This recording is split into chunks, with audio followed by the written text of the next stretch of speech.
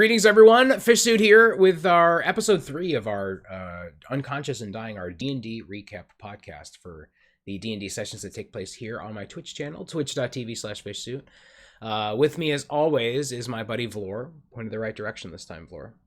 I know where you are now. I know where I'm supposed to point.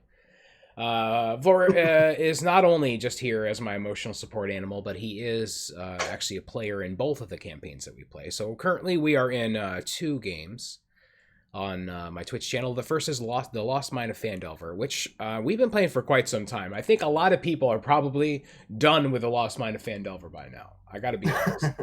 But we did take a little bit of a detour. We've been adding some of our own flavor and flair. We've had some delays because of the internet, so we are closing in on the last part of The Lost Mine. And if you don't give a shit about The Lost Mine of Phandelver, you can probably skip to about the middle of this podcast episode, and you can check out our recap of our Rime of the Frost Maiden, the brand new campaign from Wizards of the Coast. Rime of the Frost Maiden that we're also playing right on my Twitch channel. If you're watching this on YouTube, all the relevant links are below. The follow on YouTube, the whatever. They're both follows, all right? YouTube subscription, I'm on a campaign against this. Calling it a subscription on YouTube is very confusing. It seems like you have to pay for it. You don't. It's free. We are closing in on 100 subscribers on YouTube, which means we'll get our own custom URL, youtube.com/Vlora the Spark. Can't wait to get it. I'm going to snag it up. Oh, yeah, I'm gonna sell it. Oh, is that because I got the one with the fish suit with the eye? Oh shit! Hoisted by my own petard. No, but we're really close to a custom URL on YouTube, which really helps out as a content creator. So if you're watching this and you're digging what we're doing, a subscription on YouTube would mean a whole lot. Without further ado, let's talk about our Lost Mine campaign from this last week. Of course, we had a hashtag guest druid. Book Fairy stepped in and took over for our druid I, played by Mini Bulba, who couldn't make it. And so we just did a short session, a little 2 hours, and I believe I really enjoyed this session, Vlor. What did you think overall? Overall, I thought it was pretty good. I have to say, you did a fantastic job with the imagery. I kind of felt the emotion in it. It really, really was good. As far as like the little short story that I told? Yeah, the backstory, that was amazing. Well, thank you, dude. I really enjoyed writing that. I think the end product probably showed how much I enjoyed sitting down and writing that. And honestly, a big part of it was that, just if for context, if you're not watching this session, or you haven't seen this session or whatever, you haven't seen us play D&D before. Maybe if you're tuning into this as the first piece of content you enjoy from our D&D on Twitch, I think you're probably going to be very confused. But a lot of times, or not a lot of times, but occasionally from time to time, I take a page from someone who I look up to in the DM space, Troy LaValle. He's the DM of the Glass Cannon Network. They have multiple actual play podcasts. They play Pathfinder. Can't recommend those guys enough. I've listened to almost every piece of content they put out. A huge inspiration for starting D&D here on the Fish Tank for sure. But I take a page from his book from time to time and include like a little short writing piece at the beginning. Is something that, and the way he describes it is often the way I do, which is that I look at it as if I'm watching it as a television episode. And so we kind of write it like that. Like, the camera is here looking here. And so at the end of the podcast 2 weeks ago, I had mentioned to Vlora that it was going to be, I was going to have writing something about his character, Azarel, the monk here in our Lost Mine campaign. And so I did. I included that at the beginning of our session. I really enjoyed that too. It kind of delves into his backstory a little bit. He's had some tragic events, and without recapping the whole thing, I would go back and just watch the very beginning of our VOD, also available here on the YouTube channel. But I feel like that definitely set the stage for the rest of this episode, where you guys were just kind of clearing out the Cragmaw Castle. Yeah. Your character had some kind of, I don't know, just describe that whole scene for you, because you had some kind of role play in there and things like that.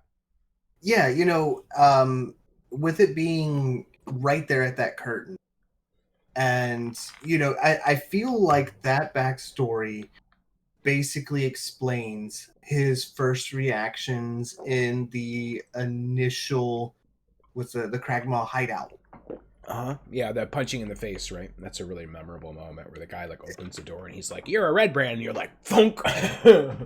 Well, maybe I guess I was actually thinking of the cave even Oh, further okay. back. Wow. Even further back, like we're talking session 1.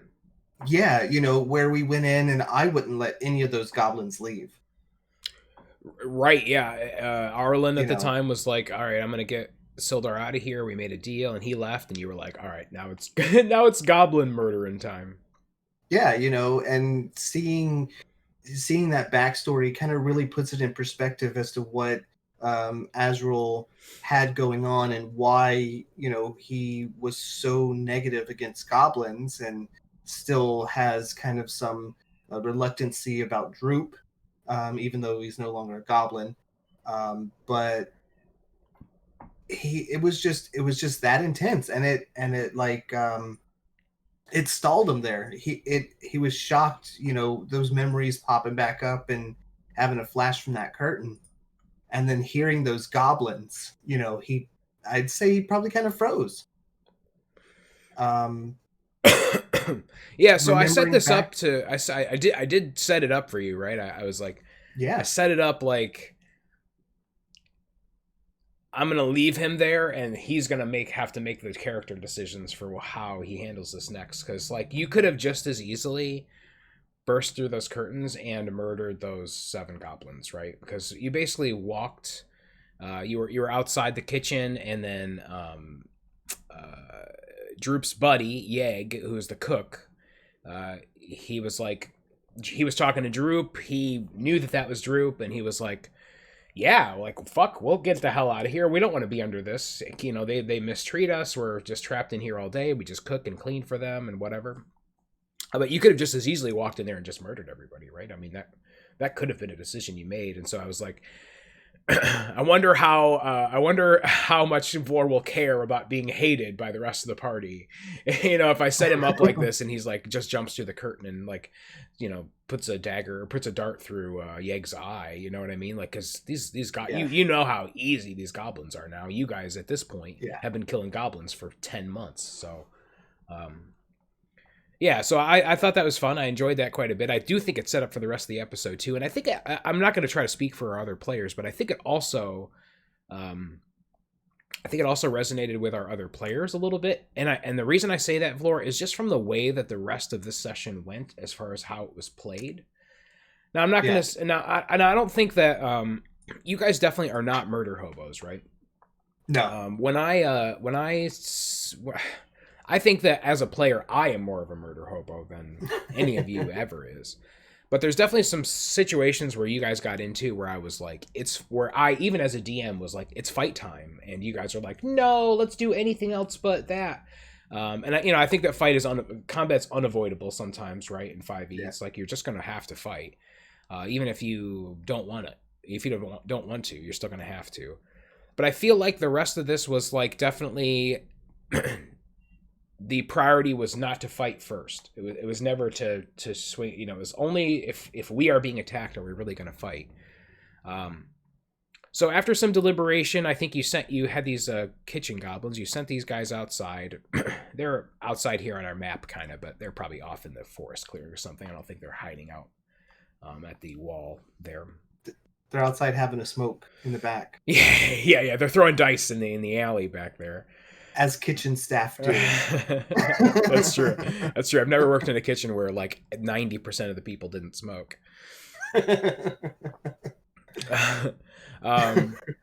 So moving on from the kitchen, you were like, we're still looking for the map. We're going to clear out the rest of this castle.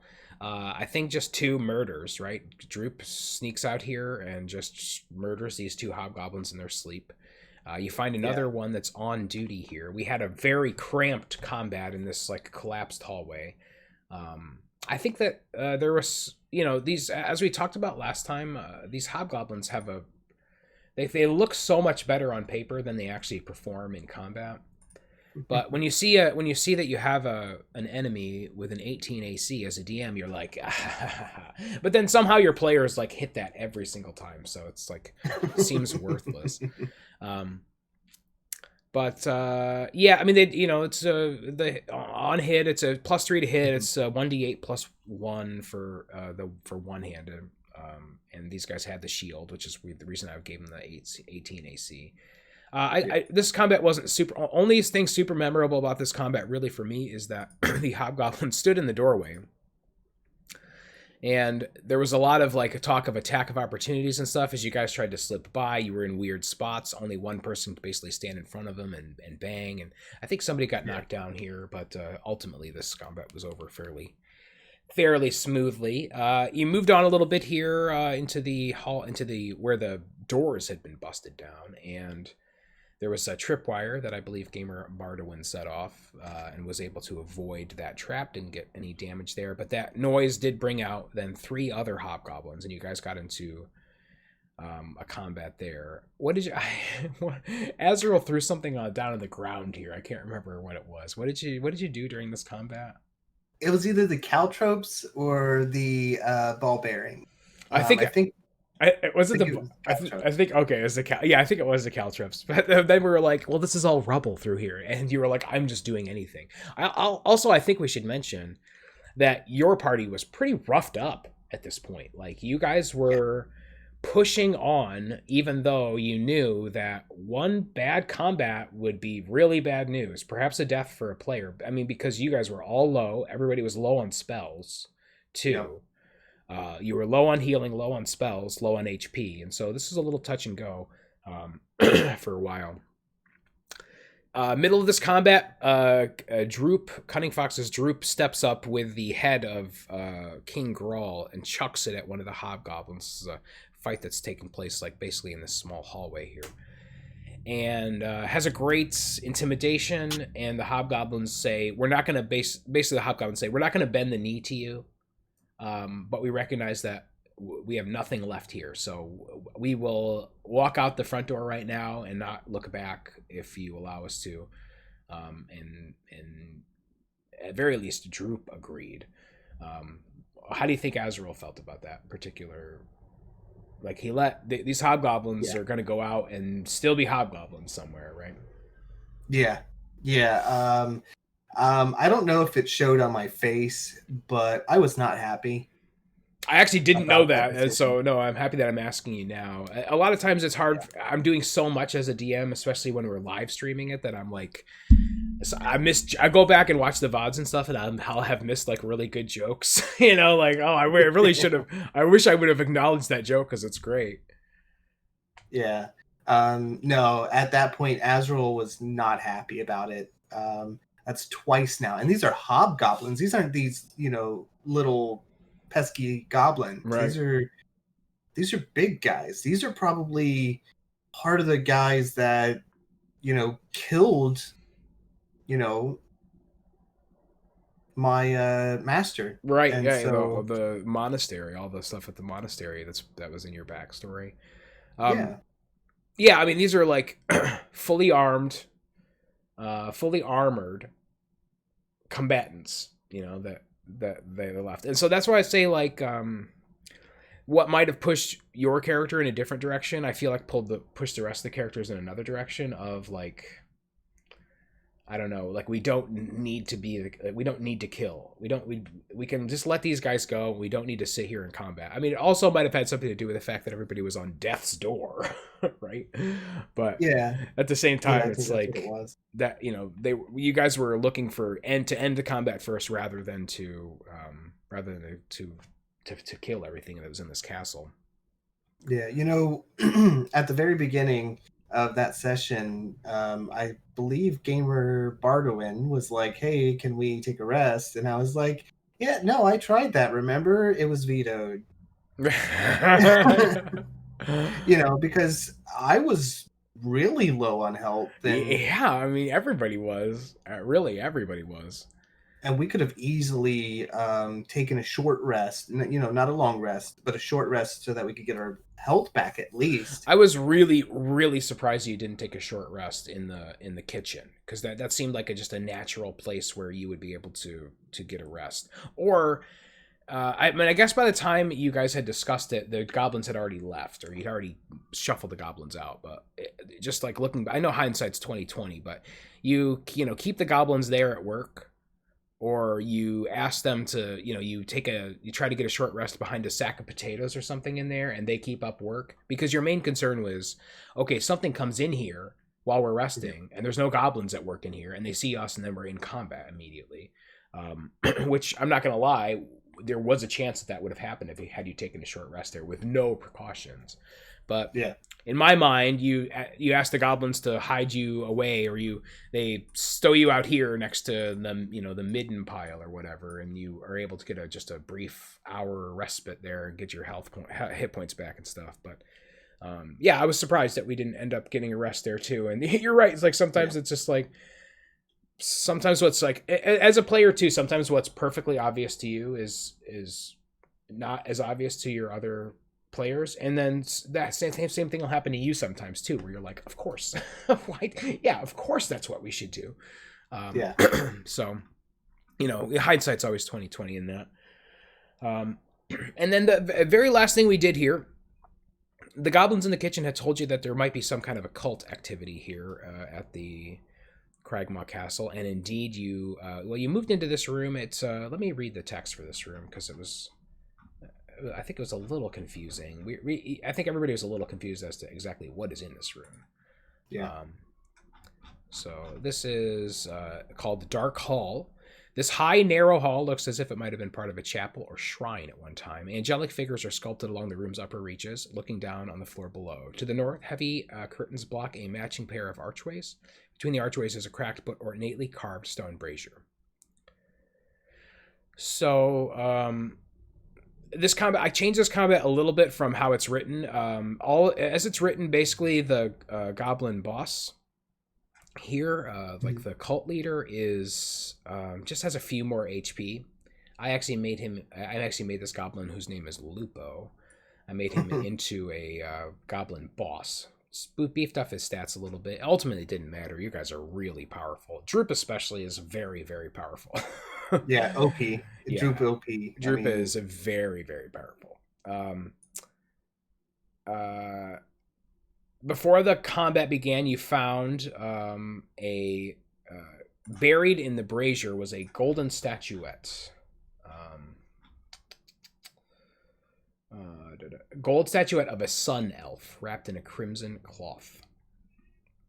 We don't really know anything about that yet. I believe that's in Gamer Bardwin's possession. And then the combat began. I think Droop even tried to say, like, let's not fight here, but this goblin was a cultist.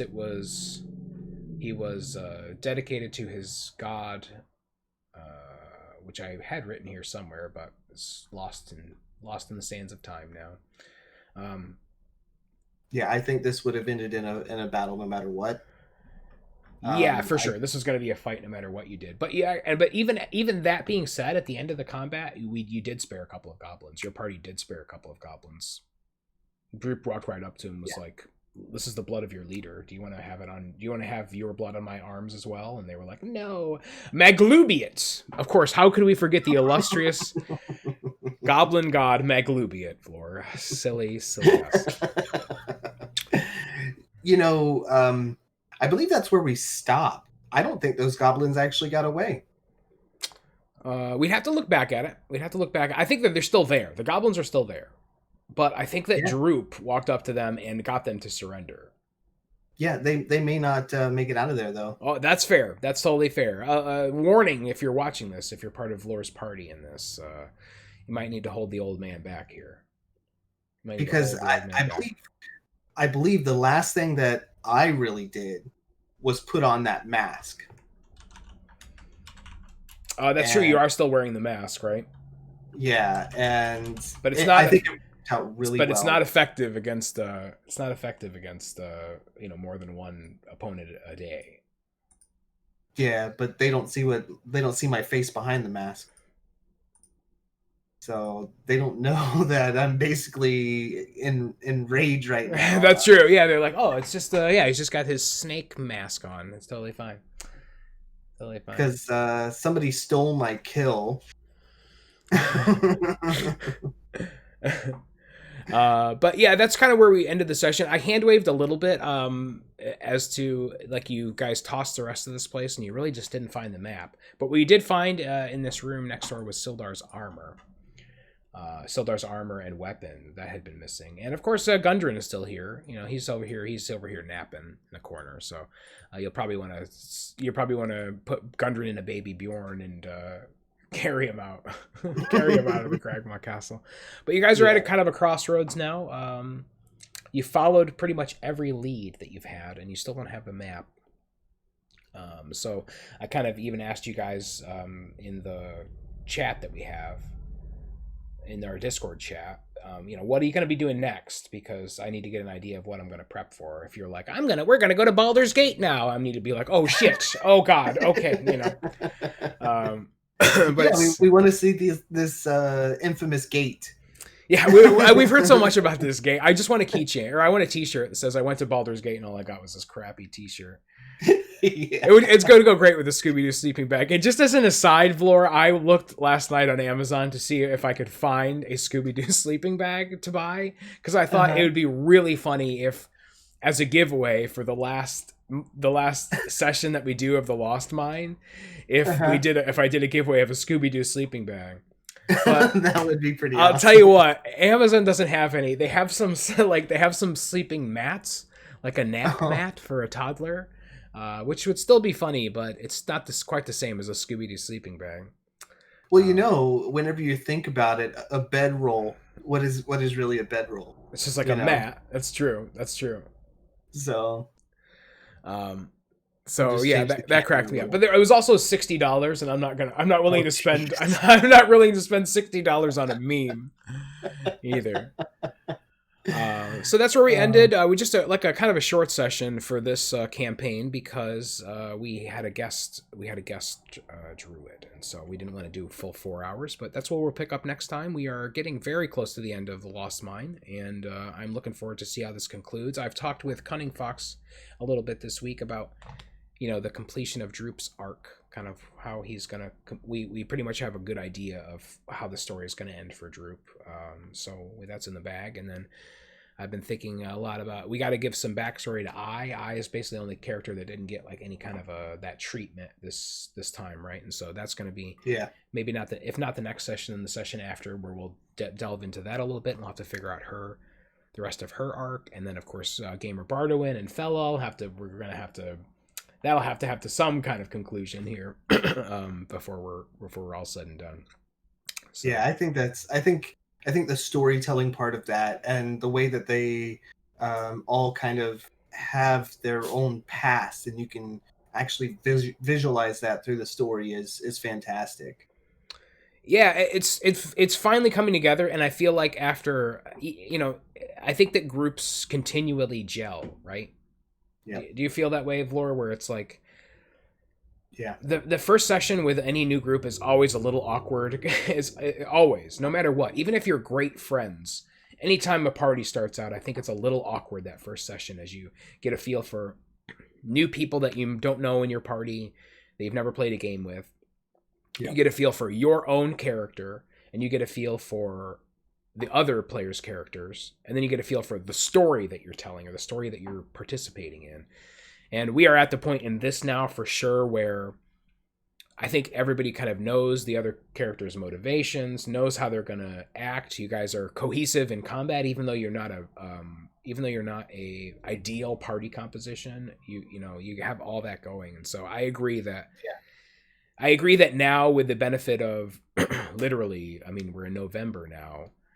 8 months of storytelling in this campaign, that it all, like, looking back on it, it's all flowing together now in a way that really makes sense to me, and it's really exciting. And I made a Twitter post about it the other day, even, Vlor, where I'm just really proud of some of the content that we're doing, both on the technological aspect of just how D&D looks on Twitch, and then, you know, obviously I'm trying to get better as a storyteller and as a DM, and I feel like I am improving in that aspect as well. So I would agree with that. what's going on, Dead Butterfly? Thank you so much for that, host. How are you? How are you? Thank you for that. Oh, what's going on, Nikamir out there as well? My God, what's going on, Curtis? We have a whole chat. I just been ignoring chat. I'm sorry, chat, but this is podcast. I mean, you know how it is. You know how it is. It's podcast. You know what I'm really excited for? What's that? Character sheets. Character sheets. Oh yeah. So Negamir's out there in chat, and this is technology. He's yeah, so we've acknowledged.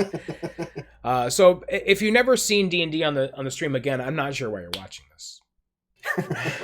If you've never seen D&D before on the stream, we have a live 3D dice rolling visualization on the stream that's a lot like what you would see in Roll20. But we have it built right into our chat. And so the characters right now, like if Floor wants to make an attack, he actually rolls dice in Twitch chat. So you as the viewer can see the dice being rolled in chat. Then you can see the actual dice being rolled on the screen now. And so soon we're going to have, like, basically for our players, this isn't going to affect the viewer side of it greatly. What it's going to do is just eliminate some of the dead space or the delays between the time where I say, okay, roll a nature check, and the time that check actually happens. But we're creating these, Negamir specifically is creating these character sheets that are just clickable character sheets that Vlor and Zund and Gamer Heroine will have on their computers that it can just click, click, click. It puts the roll in chat. It'll cut down some of the lag time that we've been seeing in dice rolls and just make it flow even better. And so that's just one of those tech aspects of the stream that is like I said, I just don't think it's being done anywhere else on Twitch. And so I'm really excited about that stuff.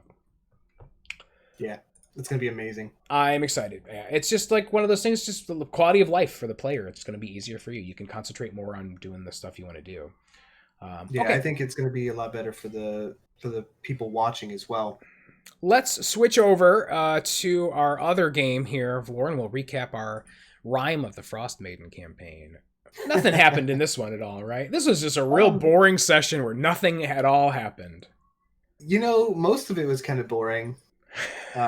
Just because that's the nature of it, though. I feel like we're gonna have those type of situations in this particular campaign, mainly because of where it's located and what the conditions are. Yeah, so you guys started out at the end of a combat that you had with some goblins, and you had recovered the giant cart of ingots, right? And then, then you were kind of like stuck with this giant cart of ingots. And what became like, yay, we found the giant cart of ingots, became like fucking giant cart of ingots. Like this is why people don't haul giant carts of ingots around. Yeah. But you had there was I think the most immediate thing here was that it was getting to be nighttime. You had these two polar bears. So I obviously, like, we played this out, so I can't, I could put the polar bears back out there for your sake, but suffice to say there was a couple of polar bears out here. And end of the day, this cart was basically wrecked, and there was just where you were, your personal expertise, your collective expertise. There was expertise. Say it enough times it stops having any meaning whatsoever. There was no way to fix this wagon, really. And do you want to talk about what, because I think I got the sense that you really wanted to try to tame these polar bears to be able to be your beasts of burden. Yeah, they were already, I felt like they were already tamed for that purpose. And I felt that maybe if we could get skis or something on this cart, that it would help us, one, for moving around, and two, for what eventually happened. Yeah, and just a peek behind the curtain, Vlor, is that what you wanted to do was entirely possible. It was just difficult. Did we So have the skills to do it though? yeah, you absolutely could have. Had you rolled better, I even allowed you a second roll against this, and it's Yeah. still, but just, and it wasn't even particularly hard. So let me read you some of this about the bears. So a character who succeeds on a DC 12 animal handling check can approach the polar bears without aggravating them, and then simultaneously you could use an action to free them. I was also basically going to allow you to use that same check to be able to calm the bears in a way that they would be your beasts of burden. I would have allowed that same check. But unfortunately, you as Gusto rolled extremely poorly on this check, and then Sunflower as Cleo, I also allowed a second check the following day, and she rolled poorly on it as well. And so, Yeah. on a failed check, both bears are hostile towards the character for the rest of the encounter. Is what it says. That's as written. Wow. And then a freed polar bear does not attack the character who released it, but all other creatures on the battlefield are fair game. And it does say it would sooner eat a goblin than anything else, given how badly the goblins have treated the bears. Wow. That would have been so amazing. Yeah, so just like a peek behind the curtain, not to frustrate you, Floor, but to maybe not to frustrate you, but to maybe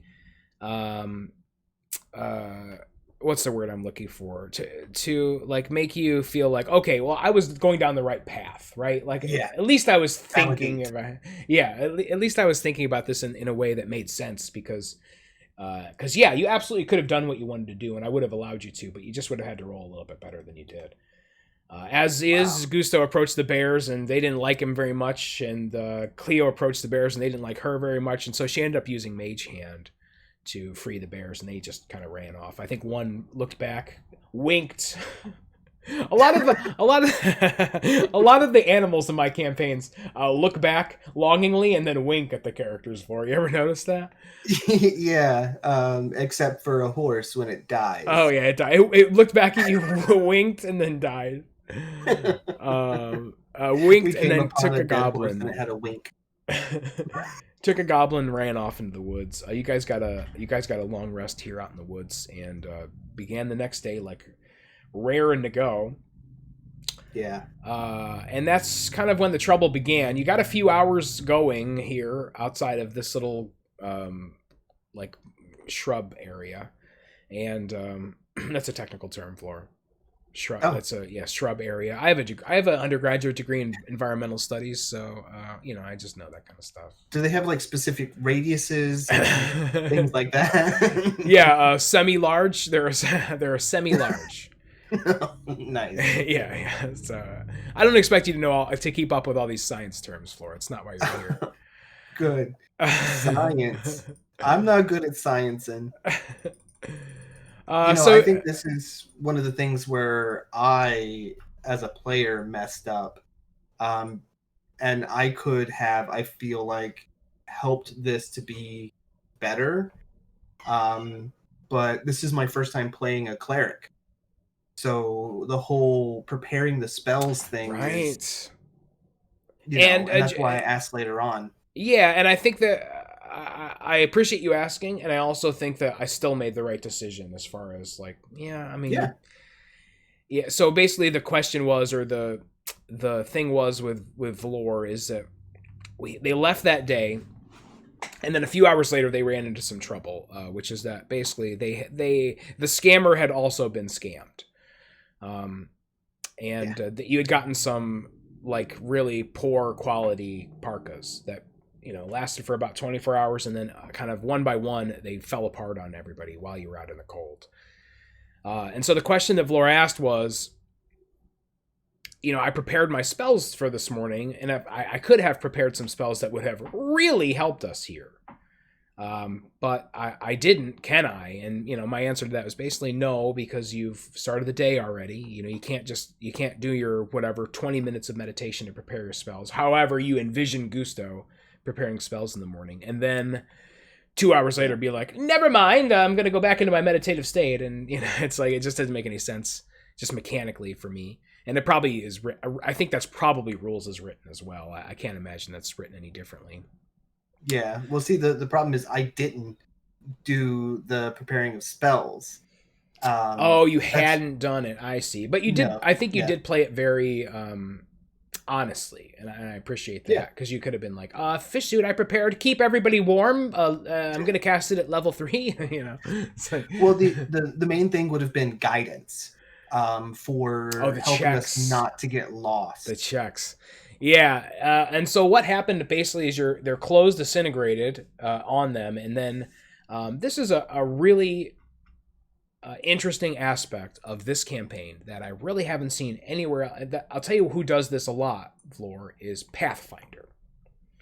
Paizo Mm, does this kind of stuff a lot in Pathfinder, and I think it's extremely interesting. And my hope above hope is that Wizards incorporates some more of this kind of thing into their writing, into their campaigns, and into their rule book.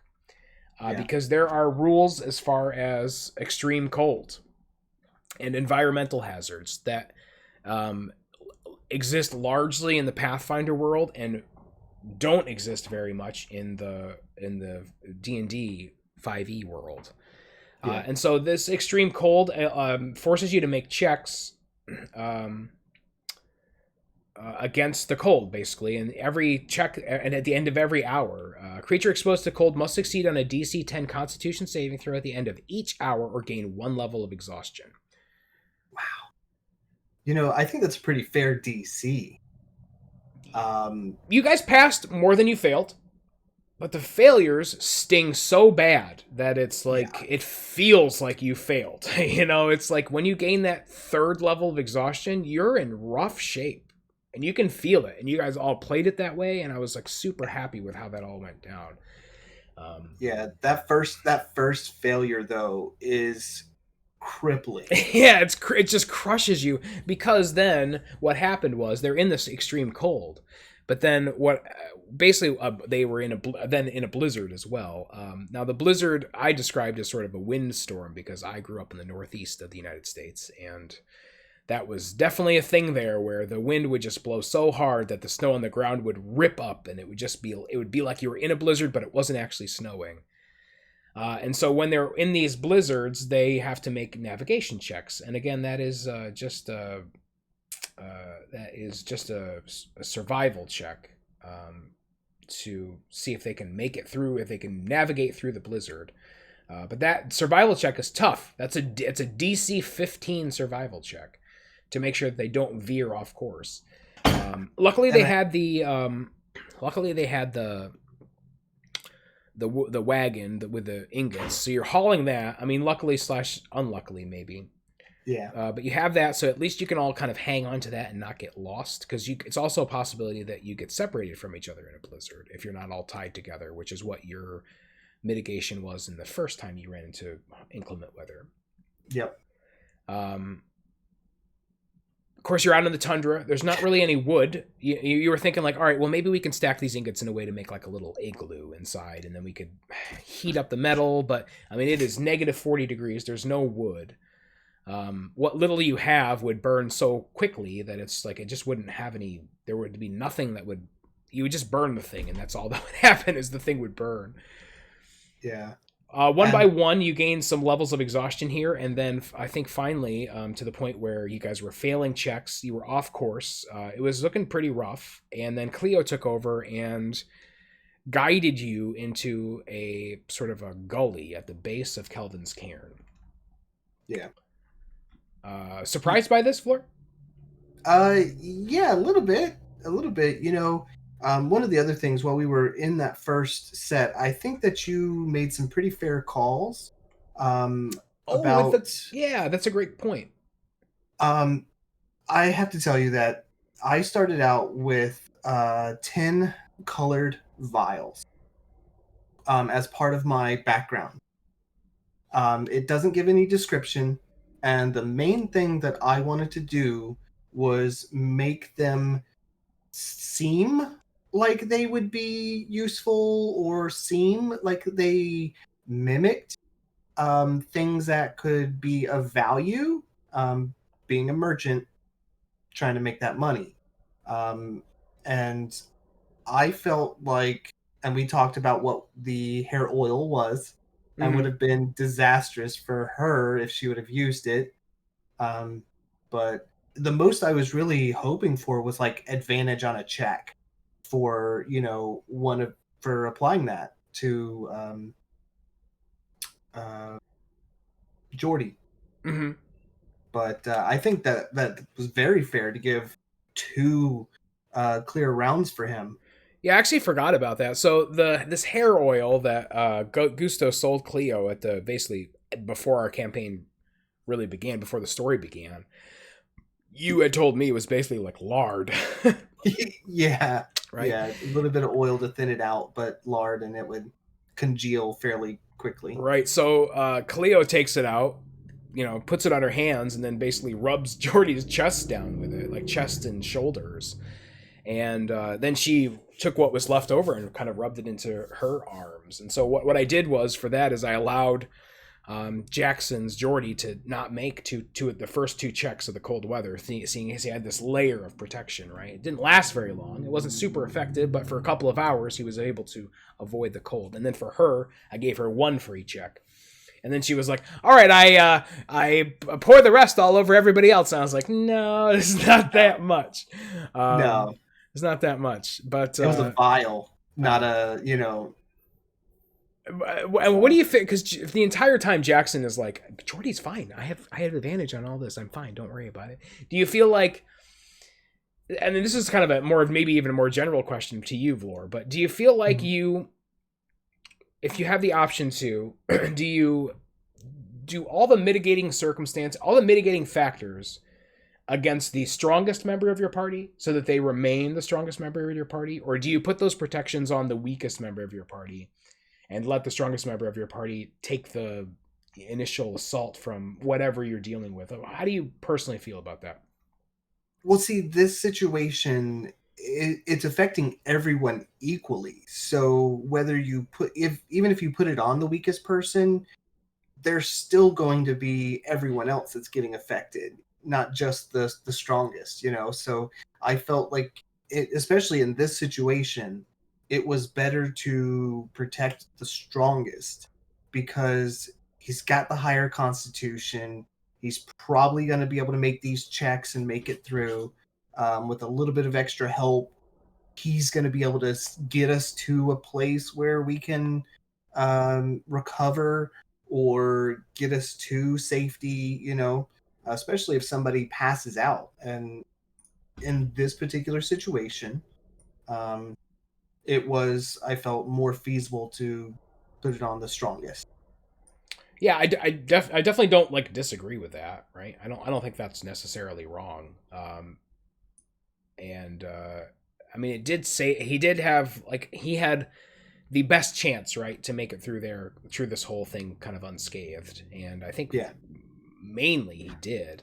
You guys put a lot on his shoulders to pull the cart and get you through, and you were in really rough shape, and Zun's Kindar was in really rough shape. And so, yeah, anyway, you made your way, and Cleo navigates you to this, the base of Kelvin's Cairn, and you see among the, rocky, icy, rocky walls of this, at the base of Kelvin's Cairn, you see some humanoid carved structure, something built right into the side of the mountain. Mm-hmm. And so you approached what looked like a small, like, dome. The adventure calls this a bunker. Shout out Big Mac. And hey, we're doing a podcast in a bunker now. Hey, wait a minute. Oh no, we've totally stolen his thunder. We're stolen Mac's thunder. Yeah, so you approach the bunker. I think Cleo gets out in front and is starting to sing a lovely song when you hear a crossbow being loaded. And combat begins with a creature that was as yet unseen to you inside of this bunker.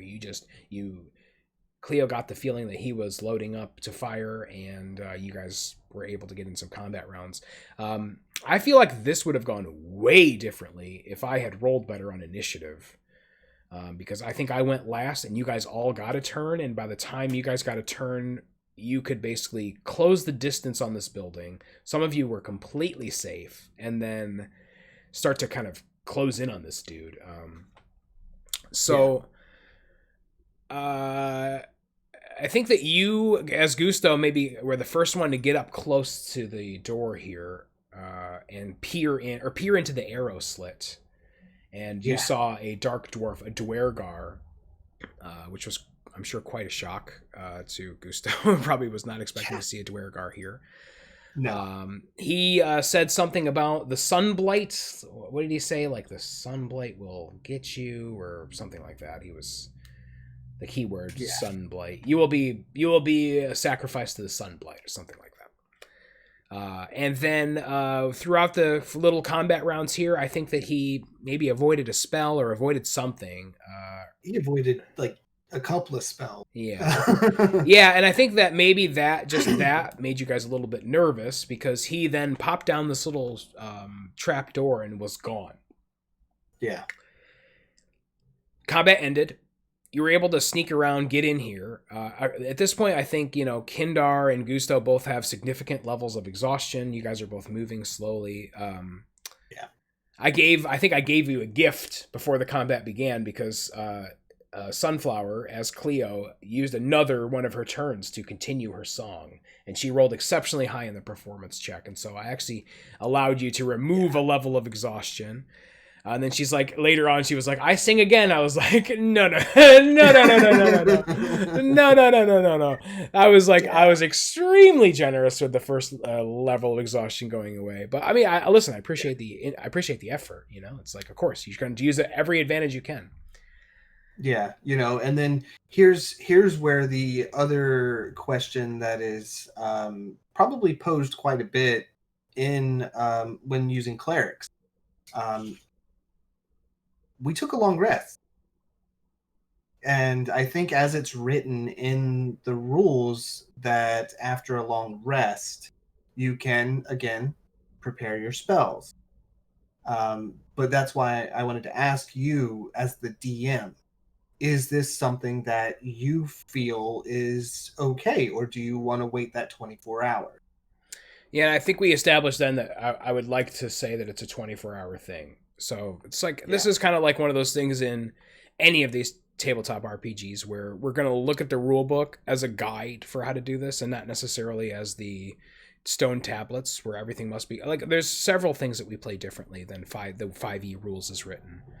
Then the other thing that really annoys all of my characters, is that I make them drop their weapon on the ground, and they can't sheath the weapon as part of an action. It's like, it's not a free thing that they can do.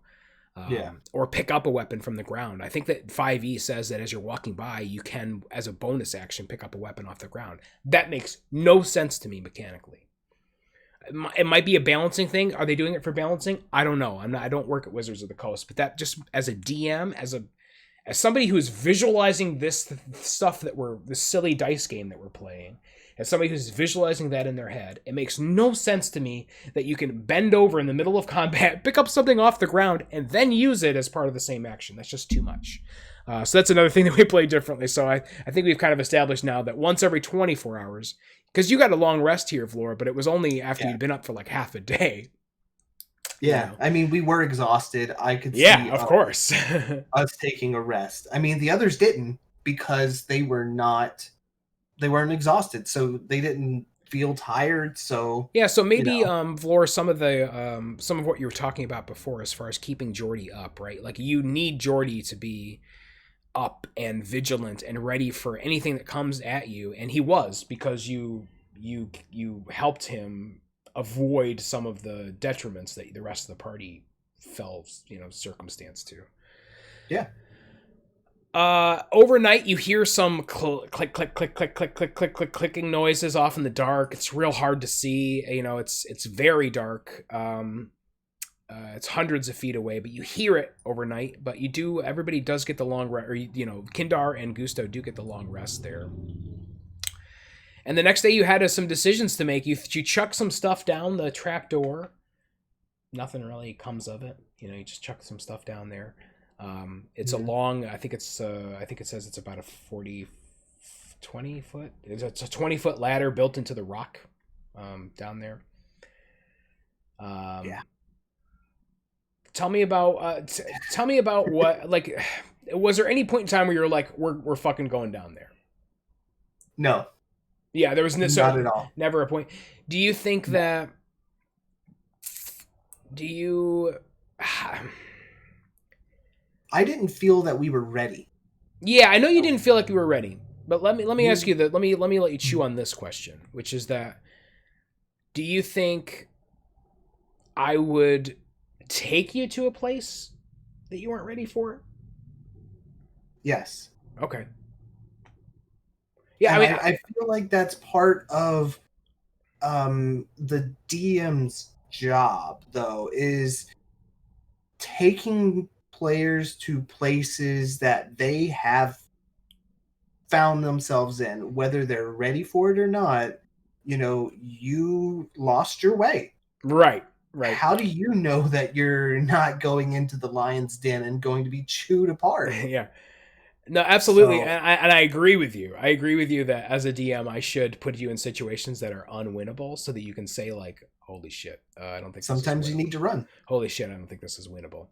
Lots of deliberation here, and eventually, you decided that we're gonna brave the snowstorm. I don't want to go down to into this dark tunnel right now. We can maybe try to come back here when we are in better shape, but right now, where some of us are still, down spells, and we're down some HP, and we are tired, and it's snowing, and we just don't know. We don't know what's down here.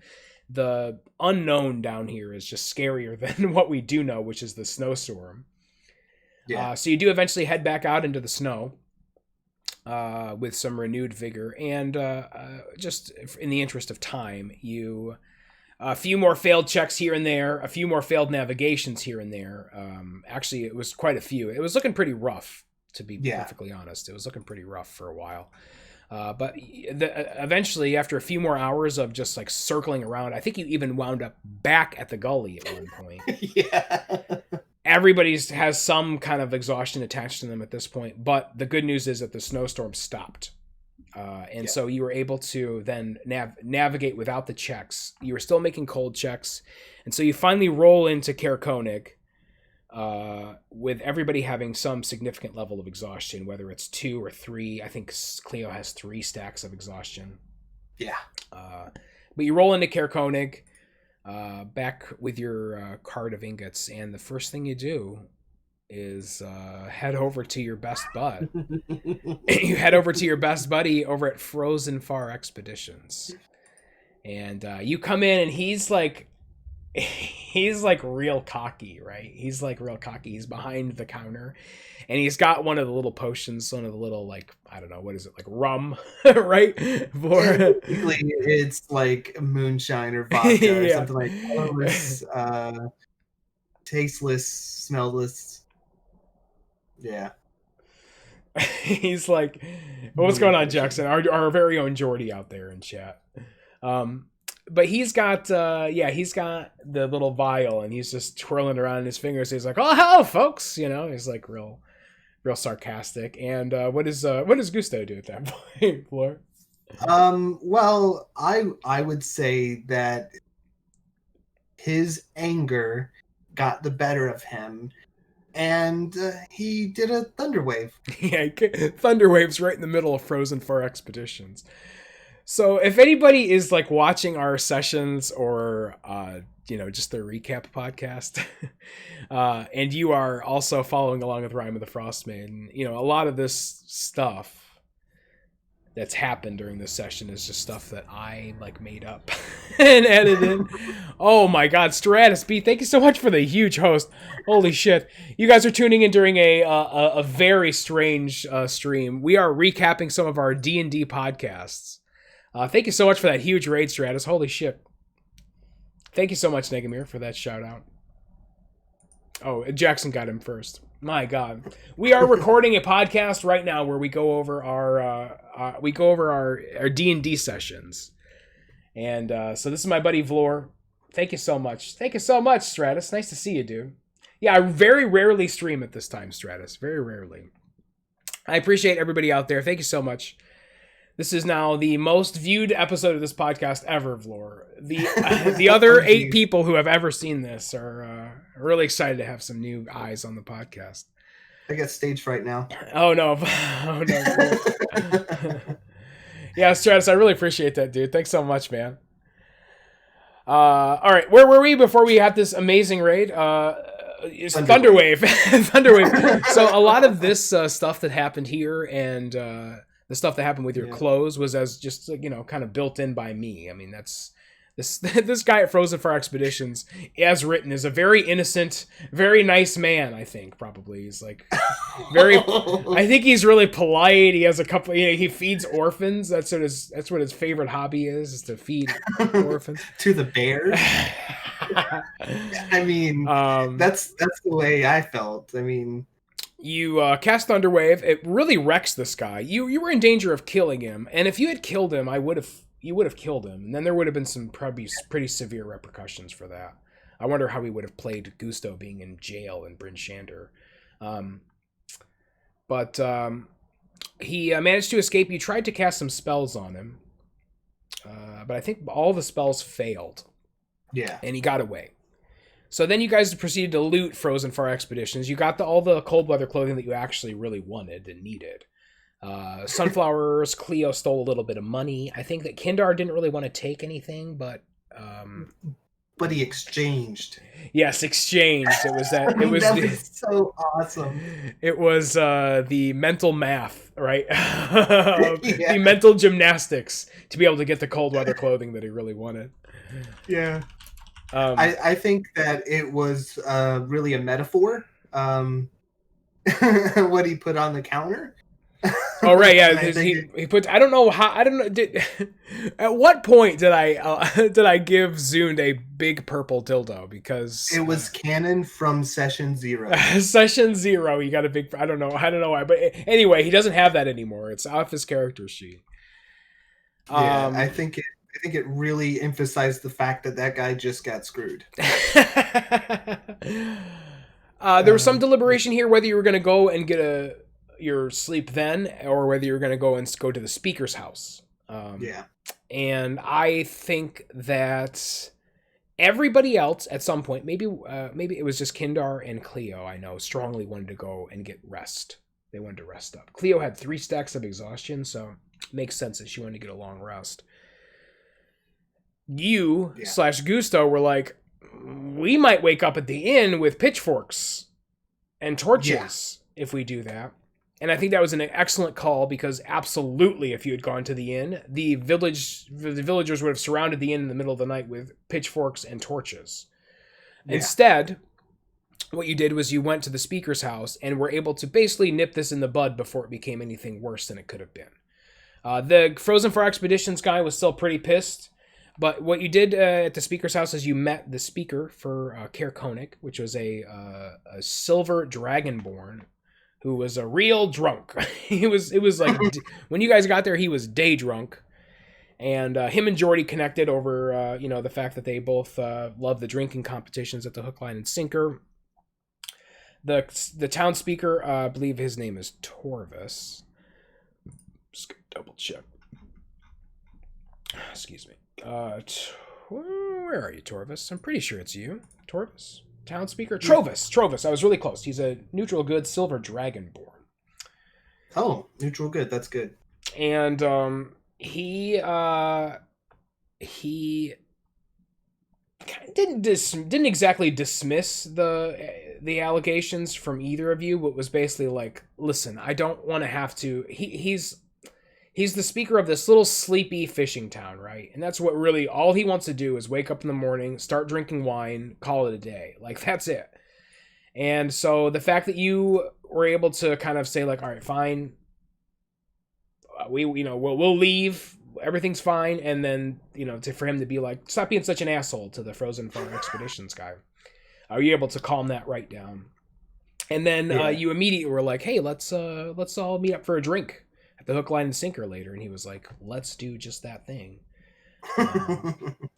So I really obviously surprised. I think as a DM, you're always surprised by some stuff that your players do. By now, playing with you, Valor, I should not be surprised stuff like that happens anymore, but it still leaves me scrambling a little bit to figure out how I'm going to play it. Yeah. Well, I mean, I think it fits really well with the fact that Air Genasi are prone to losing their tempers. Mm-hmm. And two, the fact that my deity is a tempest. And most of the tempests are either chaotic neutral or chaotic evil. And the fact that they instill fear in order to put people on the right path kind of leads to that kind of situation where, and me being a merchant as well, for a merchant to act like that, it's not right. We almost got killed because of him. Sure. Yeah, no, he definitely put you guys in mortal danger, right? And the way I played him was like, I didn't do anything wrong. You scammed me, so I scammed you. And you were like, there was only one part of this where I really feel like you as a player got salty is when you I did. Yeah, when you I did a little bit. When you presented the evidence to the speaker or whatever. It's just like I still feel like it's like your word against his, you know what I mean? That's why I made you make the check. And then you failed the check and you were like, well, fuck you, fish. No. And I was saying, I wasn't really salty at that. I felt like that was a fair check. And I felt like the speaker didn't care about my evidence because of the check. And I think that was fair. I think that was very fair. Were you just mad at the roll then? Yeah. Okay. Yeah. Yeah, it's always hard to care about my stuff. Yeah, I mean, just the way you said it made me feel bad. Like, the last thing I want to do is like take away any enjoyment you're having with these games for any of the players, right? No, I was good with that, and I thought it was fair, very fair. Sometimes you get mad at the rolls. I mean, what can you do? Yeah, I mean, and this session was not exactly your shining glory for having great rolls either. So this was after like 4 hours of pretty poor rolling from Vlor, where he makes this roll to present the evidence as a persuasion, and just completely fails it, and then he's like, "Well, great, you don't believe my actual evidence, then." For real, I had, because and I like playing it as a merchant, because I have ledgers and I have receipts. Yeah, I keep that stuff because as a merchant you have to do that. So, but yeah, it disadvantage. What are you gonna do? Yeah, the exhaustion, right? And Cleo was like, I'm gonna seduce him or whatever, and she was like, she was in horrible shape. Her like eye is black. She's got a bloody nose. She's got like her hair is frozen, from all that. So it's like, yeah, you guys are in really rough shape and trying to like convince people with your charisma that everything's okay, but everybody looks like hell, Yeah. Hey, what's going on, Skankshus? Nice to see you out there, dude. So you get the room at the inn, no big deal, and then you head over to the hook, line, and sinker for the little last part of our session here. The speaker Trovus, he tells you about, and you finally kind of connect with something we talked about in the last episode of the podcast, which is some of the missing thing that Cleo had noticed on the Northern Light. The lantern there is missing, and then the speaker tells you that there's several other things that have gone missing in town, and they don't really have any leads. Nobody's seen anything. I think Gusto is interested in, Mr. Speaker, can you give us like a wagon and something to pull the wagon? He's like, the only thing we got is like dog sleds. Now you're gonna have to go talk to your buddy about the dog sleds because he's the only one who's got them for rent. I think I could make an intimidation check on that. Yeah, I think you might do so with advantage at this point. You just walk into his house. You're like static electricity on you. Hey, buddy, can I get some dog sleds? He's like, yeah, I take whatever you want, mister. He says maybe we can load these up onto a fishing boat or something, and we could take you down to Caer Dineval, but like that's, I don't know if that really helps you at all. And you're like, nah, probably not, because you're like, we need to get these back. We can't be hauling these ingots around in the middle of Icewind Dale. Like, it's just, we need to complete this quest. But unfortunately, as you're now finding out, in Icewind Dale, to get from one place to the other is dangerous. Just the travel there. I mean, you guys are going to be on a road, so it's going to be a little bit better, right? But still, it's travel in this area is dangerous. Bad things are going to happen, and so you're like, we want to get this off of our shoulders as quickly as possible. And he's like, I can't really help you. And then the mood turns a little somber. Thanks again, Strat. Have a great night, dude. Get some sleep, my friend. Get some sleep. The mood turns a little somber as for the first time we discuss some of the steps that the 10 towns are taking to appease the winter spirit, Arl, the Frost Maiden. Did you suspect any of this stuff was happening, Vlor? Did you have any indication? I feel like I'm not gonna give any spoilers to you, but I feel like during session 1 there was something that I said, and I looked at your camera and I saw some recognition in your face of something that was happening in Bryn Shander, and you were like, oh, you made like a oh kind of face. So no indication that this was anything like this was happening. I don't know. I'm gonna have to go back and look at the VOD now. So, yeah, you definitely made like a face that I caught that was like, oh, okay, maybe he knows what's happening here. I mean, there's some things that I, as the player, know. Okay. But Gusto probably doesn't. Yeah. Unless it makes sense for Gusto, being a traveling salesperson, to have found that type of information or something. Jackson says that Vlor actually just farted and played it off. Every time I fart, I go, muted? Oh. Mm-hmm, yeah, I get it. Was I muted? Did I come back and didn't hear it? No. So yeah, we find out that every one of the 10 towns here. I'm just going to read this to you. I think I might have read this to you then. And so some of the characters in this story already knew this was happening. So, for instance, Geordie already had this information because he's a resident of 10 towns, and Kindar had slightly less information than Geordie did, but he also knew stuff like this was happening. The desperate people of 10 towns, hoping to appease Auril so that Summer can return to Icewind Dale, make sacrifices to the Frost Maiden on nights of the new moon. This is a new practice that started a little over a year ago when it became clear that Auril was angry and Summer would not be returning anytime soon. And they break down into 3 different things. So, in where you guys are in Caer Konig, they sacrifice food. So smaller towns that can't afford to give up people sacrifice a day's catch of knucklehead trout. They string them up in the woods about a mile outside of town to be claimed by a yeti or other creatures that embody Aural's wrath.